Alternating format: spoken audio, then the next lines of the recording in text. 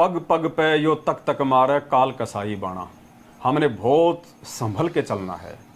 ये भक्ति का पीक टाइम चल रहा है और काल भगवान के विषय में परमात्मा ने बताया कि वो स्वयं सामने प्रकट नहीं होता है, वो अपने एजेंटों के माध्यम से, अपने दूतों के माध्यम से अपना काम करवाता है, वो प्रकट होता है।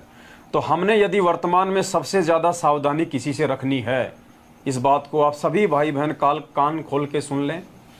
यदि वर्तमान में हमने भक्ति मार्ग पे सफल होना है, हमने यदि परमेश्वर को प्रसन्न करना है, तो सबसे ज़्यादा यदि हमने संत रामपाल जी भगवान के भक्तों ने भक्ति मार्ग पे सफल होने के लिए यदि हमने किसी से सावधान रहना है, तो वो नकली संत नहीं है, नकली संतों के शिष्य नहीं हैं, जगत वाले नहीं हैं, हमारे आड़ोसी पाड़ोसी नहीं हैं। हमारे लिए सबसे ज़्यादा खतरनाक यदि कोई साबित होगा तो हमारे खुद के भगत भाई बहन खतरनाक साबित होंगे।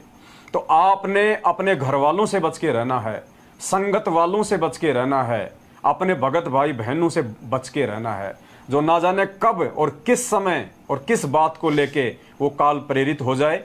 आप सोचो, ये तो बहुत अच्छा भगत है, ये तो साथ संगति से जुड़ा हुआ है, इसने तो व्हाट्सएप पे भी साथ संगति का लोगो लगा रखा है, और पुण्यात्मा रातों रात उसका थर्मामीटर कहाँ पहुँच जाएगा किसी को नहीं पता। तो सबसे ज़्यादा सावधान, क्योंकि काल को पता है कि इन आत्माओं को ना तो जगत वाले तोड़ सकते हैं तत्व ज्ञान लेने के बाद, ना दूसरे संत और पंथों वाले तोड़ सकते हैं।